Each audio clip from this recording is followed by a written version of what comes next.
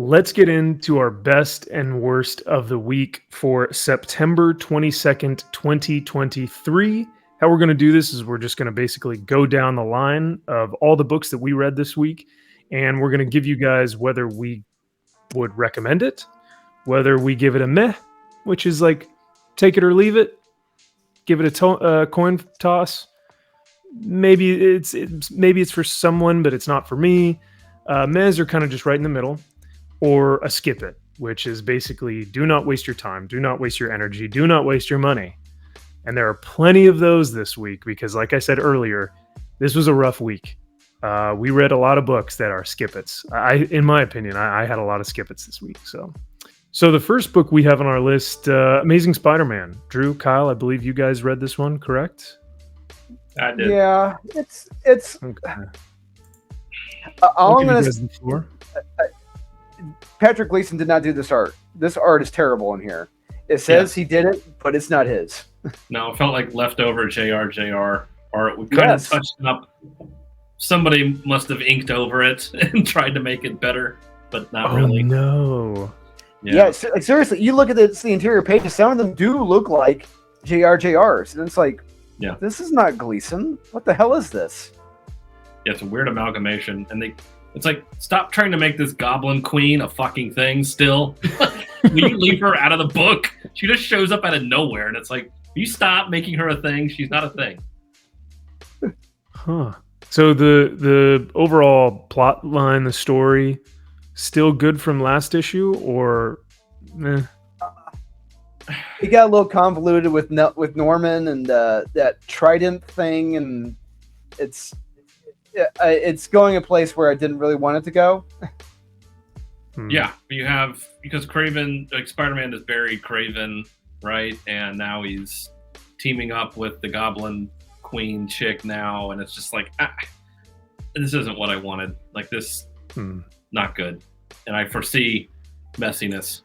So overall, skip it, meh, recommend? I'm leaning towards skip it. Yeah, unfortunately, yeah. Yeah. Okay, that's fair. Next up, we've got World's Finest. World's Fittest, as one might say. I'll start off on this one.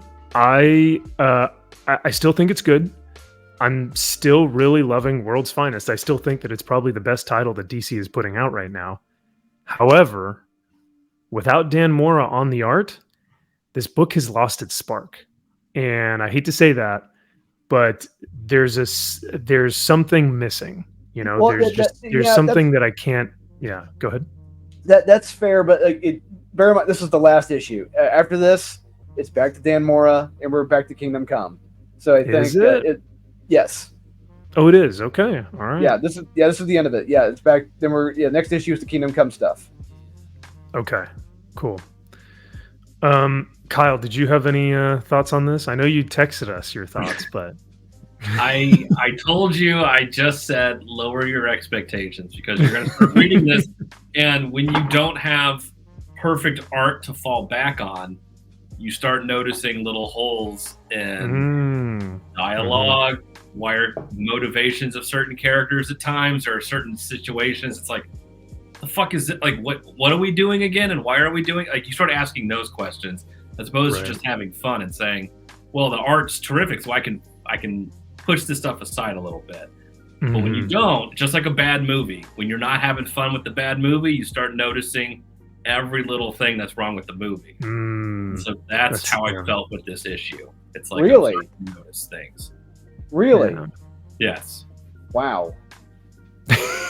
Drew's flabbergasted. I had no fun with this. The Phantom Zone bullshit, Batman talk. I'm like, this is so dumb. See, look. Okay, the thing about this two-parter, this was just a play. I mean, lack of a better term, it was a placeholder, which is fine. I'll go with that. But it's a Silver Age story. It is very much a Silver Age story when these two first more or less teamed up, and it's got a very Silver Age feel to that. So with that being said, and they're bringing in the Phantom Zone projectors. Kandor, I can go with that because that's very much out of the Silver Age. I like the concept behind what they were trying to do with the villain, because at some point Batman was talking to Superman, and this isn't spoilers or anything, but he goes like, why were you so enraged by the actions of this villain? Why were you so enraged by this guy's doings?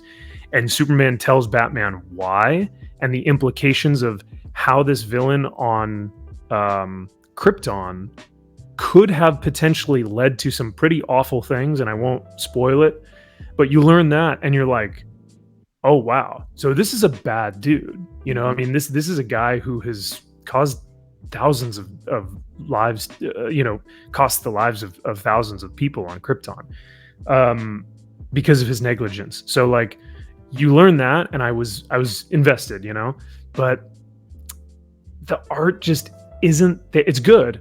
The artist, I think, is talented, but when you're spoiled, when you've been getting Dan Mora, it's like, oh, I can't go back. I can't go back. Makes sense. Overall, I would still give this a recommend, though. Absolutely, it's still the best title. Yes. Yeah. I feel like you can't not recommend it because it is still so much better. The characters still sound like themselves. It is so much better written than a lot of other titles. And thankfully, they at least still have the colorist, Tamara Bonvillain. Yep. Whoever's doing colors, Tamara Bonvillain, gosh dang, keep that up, because these colors are the best things I've seen in comics in a while. Did you guys read? So I read Wolverine. Did you guys read Wolverine or Superman? Yeah. Okay. This was the start to a new arc, I believe, where Orcus has begun to force mutants off-world. So Wolverine has to lay low while he kills 3 of his clones that were created by Beast, I guess, in previous issues. I really liked the art in this. Yeah, I thought the art was really cool. Yeah, he's been doing the last few issues of Wolverine. He's a legend. He's been doing work now for over 20 plus years, almost 30 years in Marvel and DC and Indies. He did the RoboCop series for Avatar, the Frank Miller adaptation. He did Nightmare on Elm Street at Avatar. The Wendigo artwork and the Hulk artwork and Patch and everything. Yeah, Hulk is cool. Yeah, I think not enough Hulk in this, in my opinion. Oh, see, I thought there was too much Hulk. Oh, too much. Like, hey, I was like, this is a Wolverine book. Give us more Patch and Wolvie. Like, I don't want as much Hulk. I just had a lot of questions with the book. I don't think it's it's a lot of jumping around from continent to continent, and it's like, okay, yeah, they just happen to show up at the place where they need to be at that time, and it's like, right. Well, I can't blame it, but they're still doing that dumbass like dark web email fucking page shit. I'm like, will you stop? No one's reading it. Don't even get. I didn't read a single word on the. Anytime I see one of those blank, lazy ass email correspondence pages, I just go next. I flip right by it. Yep, I blame Jonathan Hickman for that. That is all Jonathan Hickman's fault. And you know what? It slows the pace of the book down so much, because you get involved. You see what's going on. There's action happening, and then boom, you get to one of those pages, and it's like, oh. Dude, it really screws up the pace. So this Wolverine run has been a roller coaster of ups and downs. So much more downs than ups. Yeah, because maybe it's a lot of lulls. Yeah. So I'm going to give it a meh, because I know that there are Wolverine fans that are going to read this and be like, oh, this is awesome. This is really cool, because we do get Patch. We do get Logan. We do get James Howlett. We do get all these different Wolverines. Yeah, it's but and the clones, but is a mess. Oh yeah, the art's fun, and the stuff with the Wendigo Wolverine and being ripped apart and like in half was pretty cool. So overall, I mean, I don't know. At $5, it's tough to say. Oh, it's an absolute recommend. So I can't give it that, but I definitely can't give it a skip it, because, like you said, the art. And there's some panels in here that are really, really gorgeous and a lot of fun. So I'm giving it a meh. What about you guys? What are you thinking? Yeah, that works. Yeah, meh is right where it needs to be. Ooh, I did not see this. 75 on Catwoman. This fucking book Oh my god.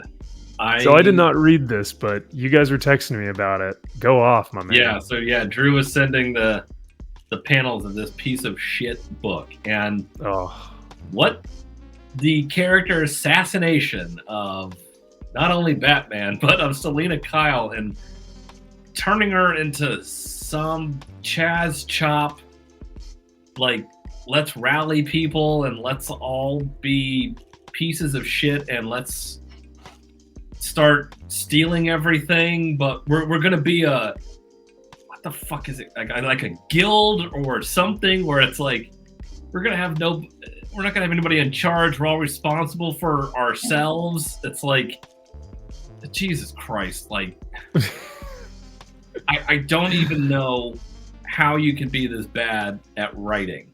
Like the part that Drew sent, and Selina Kyle's talking about Bruce at this point. She says he's coming apart. It's happened before.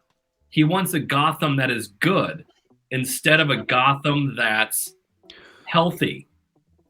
That's right. I remember you guys sent me that panel, and I was like, what does that even mean? Exactly. And then another character says, is he that kind of boyfriend too? What is that? Oh, Drew, you gotta explain this to us, brother. What is a healthy Gotham and what is a good Gotham? What does that even mean? Yeah, you guys. Oh, you saw the image I texted you guys from this? Yeah. I mean, I read it and I tried to read it, and it's an actual line of dialogue. And honestly, I was hoping to ask you guys because I don't understand what the fuck that means. I really don't. I'm like, what the hell? It makes no sense. Would you give this? I mean, I don't even have to ask. It's a skip it. It's a rip. Yeah, absolutely. The book's being ripped. It's a rip. Ooh. When you have Selina Kyle talking to these people saying Batman may not kill you, but he's gonna like put you in the hospital, and hospital bills are expensive, and that's what you're spending all the money that you've stolen, all the crap you've stolen. That's what you're spending your money on, your hospital bills, and we need to not do that anymore. That's bad. Of course. What would you expect from Teenie Howard at this point? I have words for Tom King's Wonder Woman. We're about to get into that. I don't want to bury the lead, so we're just gonna skip right over Catwoman at this point. We know Catwoman's a skip it. Yeah, we'll get rid of it. This was bad. I took copious notes on this book because I was furious. Like, this is Tom King is regressing in his style of writing and his skill, quote unquote skill, at being a writer. Yep. This book was vile and a piece of garbage. This was absolutely insulting, patronizing, and pathetic. This was so mean-spirited and devoid of any hope, joy, or optimism.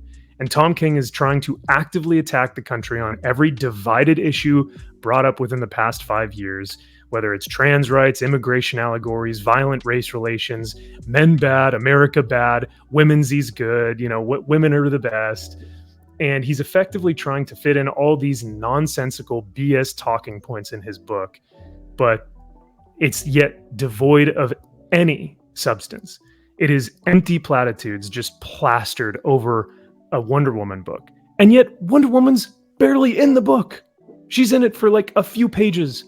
At the end. And those pages, at the end. It is condescending and pandering. King is another one of those writers who writes empty platitudes, like I said, with no substance to hold on to. And the dialogue and exposition is mind-numbingly self-indulgent and self-masturbatory. If I had this book in my hands right now, I would rip it to shreds or put it on fire. This was disgusting. I hated this book.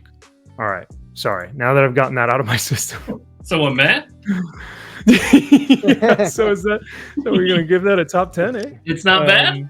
An 8 out of 10? Yeah. Fair enough. Oh my God. I was infuriated reading this, man. It was so pathetically patronizing to the reader too. Not just to Wonder Woman fans, but to just like comic book readers in general. I was like, how can you rate something so infantile? It was like an immature high school. No. You know what it was? It was one of those gender studies majors in college who's like, writing an article or an essay for their university, for their class, and they got like an F on the project. The comic has a lot of questions, a lot of problems, not the good questions.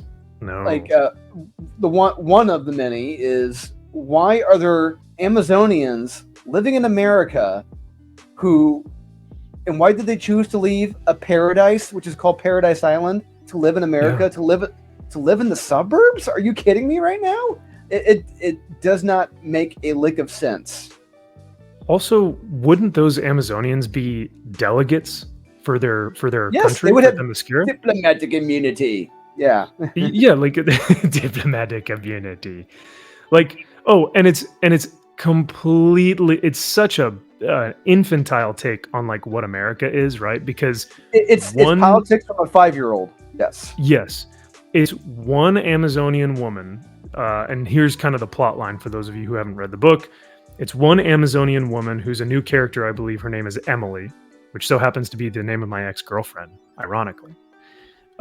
She kills, murders in cold blood, I don't know, 10 men or something. I forget how many it was, in a dive bar, but leaves 2 women alive.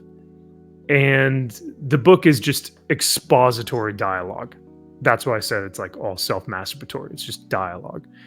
But she kills these men in the bar, and America immediately puts in laws and actions and bills into place to get Amazonians out of the country. And I'm like, stunning and brave. Stunning and brave. I was Bravo. like, because of one psychopathic Amazonian, why would Wonder Woman not be talking on the news as a peacemaker to say, hey, you know what? This is one Amazonian, and we are going to take care of this. America would know Wonder Woman, so they'd be like, hey, she's for us. She's on our side. This is just a one-off thing. And not just that her actions don't reflect what our beliefs are. Yeah, just we're going to take care of it. We're going to handle her. And no, it goes the exact opposite direction of where it should. All that being said, this is an absolute skip it. Do not waste your money. Do not waste your time. Do not waste your energy on a book that doesn't have Wonder Woman in it. I mean, very rarely. That is pandering, nonsensical, self-masturbatory, self-indulgent. It is not worth your time. Go read William Mesner Loeb's Wonder Woman if you guys want a good Wonder Woman story. Yeah, don't listen to Bleeding Fool telling you it's the next Dark Knight Returns. Oh my god. Can you believe they had the audacity to say that? Oh man. Well, so for me, to skip it. It's hard. I'm ripping that along with Catwoman at the same time. I think I'm ripping both of those. I read Uncanny Spiderman #1. Did you guys read this one? Yeah, nope. I did. A lot. How should I say this? Oh boy. It felt like it didn't make sense. Who cares? I could not care less about this book. It didn't make sense for Nightcrawler to be doing what he's doing. I couldn't care less. Oh, is Nightcrawler supposed to be Spider-Man? Yes. Oh, I thought it was Miles Morales. No, it's Nightcrawler. Oh, Jesus God. That's even worse than what I thought.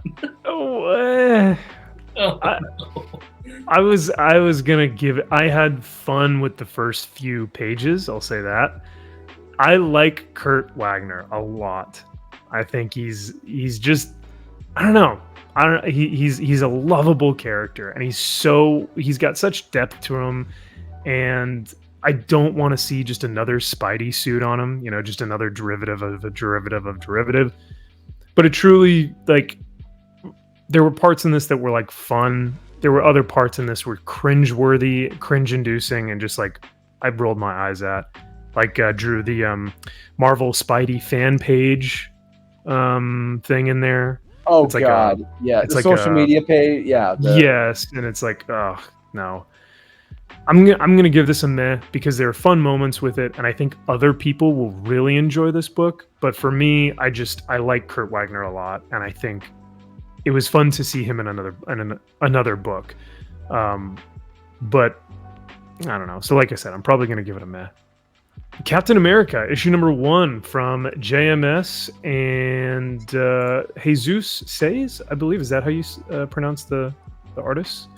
Sure, I think he did the recent Punisher series, yeah? Yes. It looked like it. Yeah. Yeah. Okay.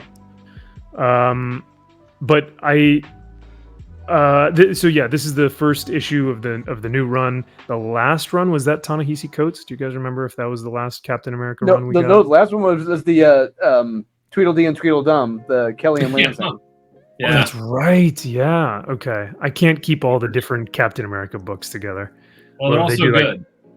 Oh yeah, of course. Of course. And would they have like Falcon Cap and Winter Soldier Cap and then regular Cap who's not really Cap? I don't know.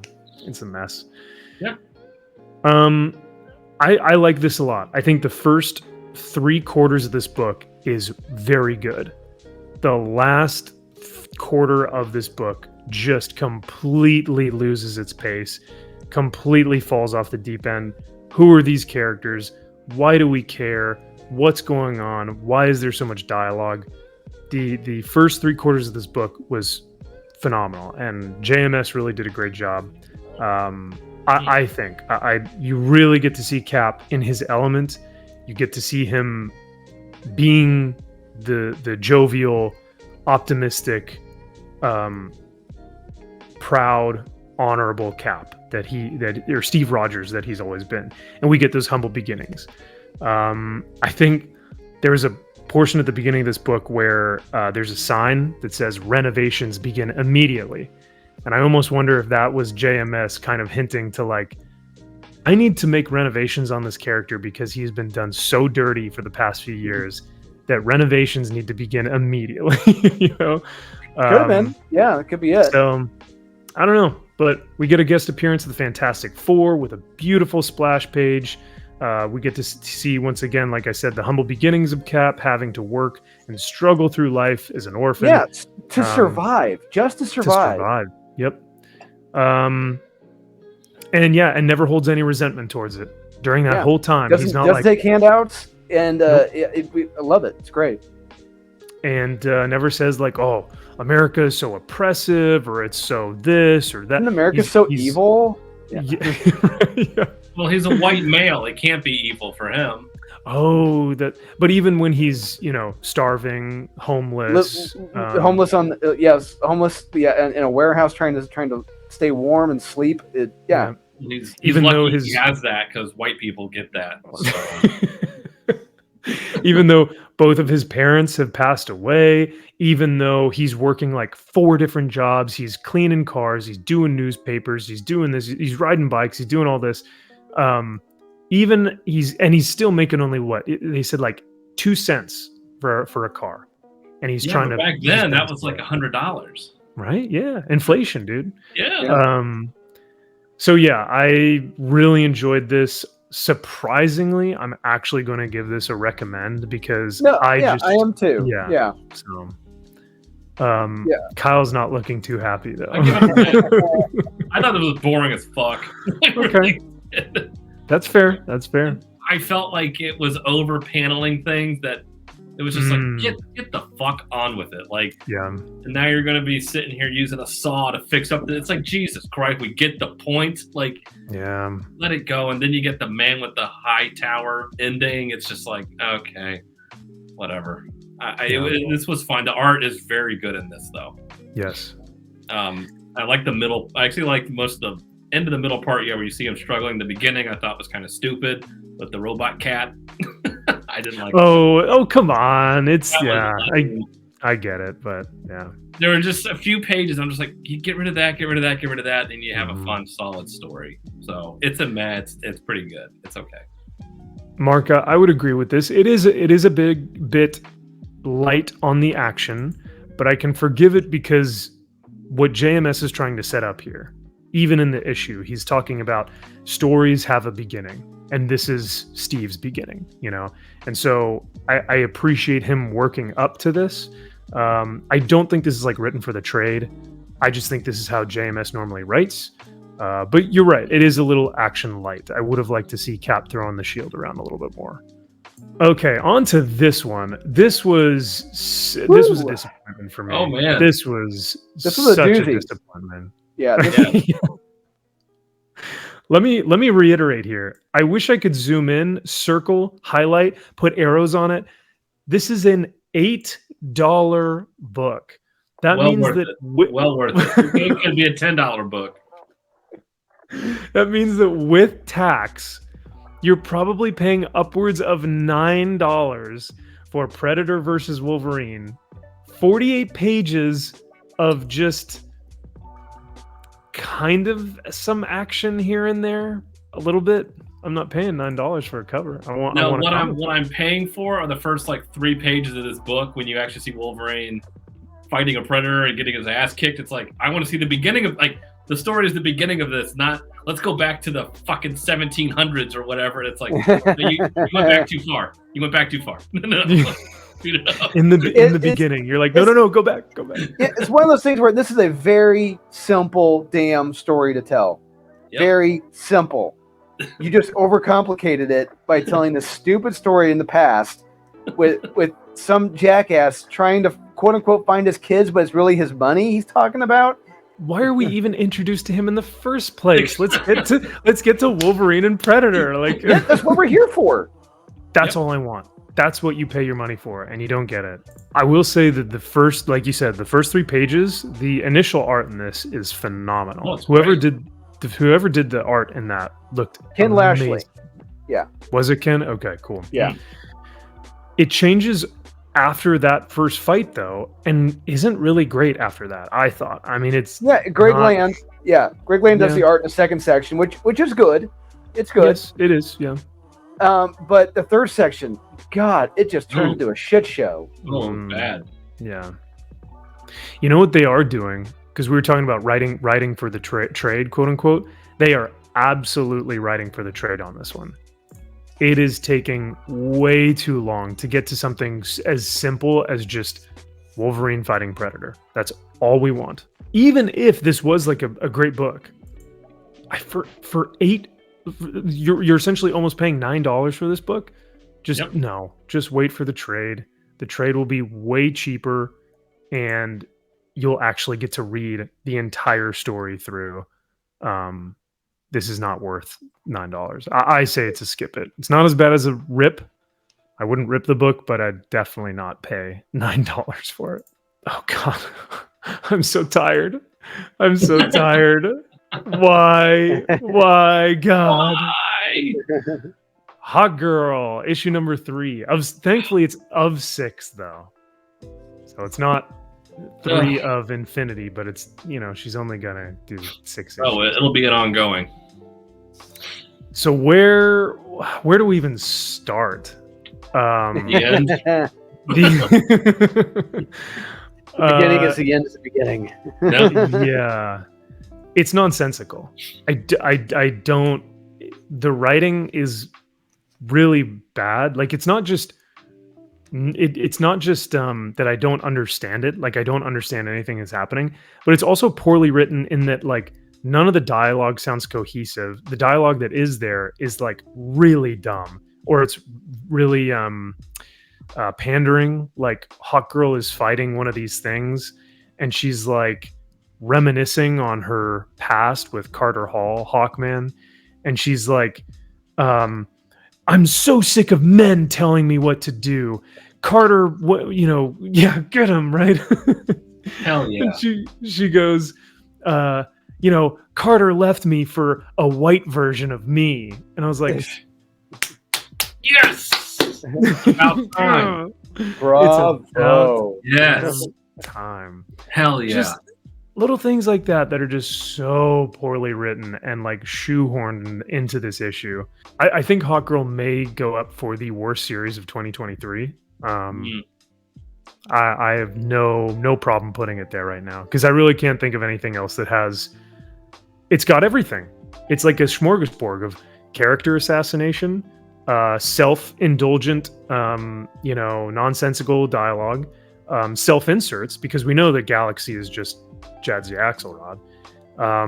Awful pandering dialogue, activist, ideological dialogue.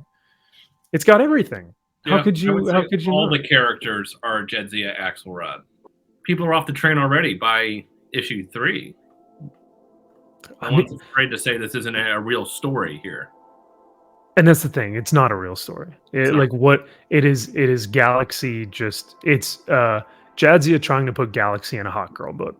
So, correct. Or Hawkgirl in a Galaxy book. And then sprinkle in Batman because people like Batman. I did want to talk about Green Lantern War Journal because this was damn good. Dude, surprisingly, I'm going to give this a recommend this week. Yeah, absolutely. I was going to recommend it too. Yeah. So we are introduced at the beginning of this book with was it an ultraviolet ring? Yeah. Or was it, okay. Yeah. All right. Yeah. And it was a pretty terrifying intro, I must say. It was really great art. Well, actually, I'll say this. The art is on and off. You'll get moments where you're like, whoa, that's cool. And then you get moments where you're like, ooh, what is going on here? I will say the art, it fit the story it was telling in a lot of the parts, like the horror aspect of it. He nailed it, absolutely 100%. Okay. The first few pages, there's not a lot of dialogue, and it's just panels telling the story of John looking up to the stars and remembering his time in the Green Lantern Corps, but down on Earth doing monotonous tasks, sitting in traffic or shoveling in the garden. And you can see, and that's the great thing about it, though, and this is what comics should be, is that there wasn't a lot of dialogue. It didn't need to say, as I shovel in the garden, I long for the days of being in the Green Lantern. No, you didn't need that because you could just see, it's visual storytelling. So I like that aspect. I don't know what I was quite expecting, but I thought it was a solid opener, and it really was creepy. I like the bookends. I like the beginning and the end a lot, obviously. Yes. I'm more of a horror guy. Yeah. So, yeah, I like being introduced to that new Lantern, that Shepherd guy. I don't know if he's new. I don't know who that is. Anytime you do John Stewart correctly, I have to applaud. It's like, he's not my favorite Lantern, but he's up there. Hal's my favorite, then probably Kyle. Then Guy. I don't know. It's a tie between Guy and Kyle for like second, depending on who's writing him and when. But yeah, I really liked his struggle. I like the stuff with the mom. It's heartfelt. So I enjoyed that at times. But yeah, the bookends on this issue are worth the recommend alone. So yeah, that the ultraviolet zombies in the space shuttle. I was like, oh, that's cool. Like the art in that was really cool. I like how that was I can see that really creepy like in a movie. Just you hear dead silence and it's him talking to his ring and that ring oh, here they come. It's like he's like, I get it. You don't need to tell me that. Yeah. It was great. So yeah, no, I will be giving this a recommend. Kyle, yes. Is this a meh or a recommend for you? It's a recommend.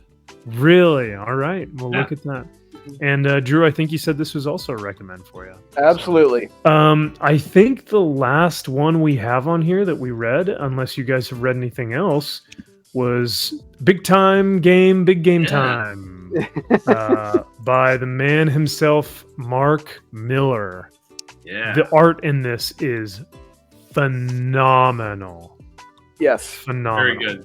I think if you've read these books previously, this is going to be super impactful because there are some deaths in here that's like, page 1, boom, boom, boom, boom. They're just taking out people left and right, man. Like everything he has set up in the past, couple of years. It's like past 20 years. Yeah, so you're just laying waste to it, and the fact that they have introduced time travel into this story, I'm like, oh. Yeah, gosh dang. With Kick-Ass probably the best out of this. It's really short, but I like that part a lot. Because he's powerless. Yeah. Just his existential crisis, I have to do this. I want to be a superhero. I have to go save it because I want to save the world. It's what I do. And then that struggle, and then you see them watching him he's fucked. But yeah, like I said, I'm just looking through this and the art it's absolutely breathtaking. Every single panel and page is just better than the next. And the colors are good in this too, actually. So. Oh yeah, the fight scenes with Hit Girl and Eggsy. Oh, yeah, and that was the best part. That Yeah. was That's so cool cool. in this book. Yep. And I'm looking at the panel with Eggsy right now. I didn't see it coming. Nope. Oh, Did not see man. Didn't see that coming. Nope. They do not hold back on that one, my Nope. man. So that is big game. I'm going to give it a recommend. Absolutely. Recommend. Yep. Yes. Absolutely.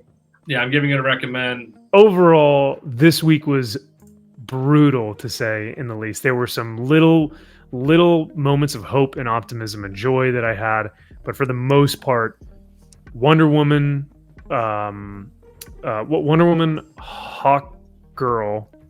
Catwoman, and I also read another one from last week, the Creepshow book.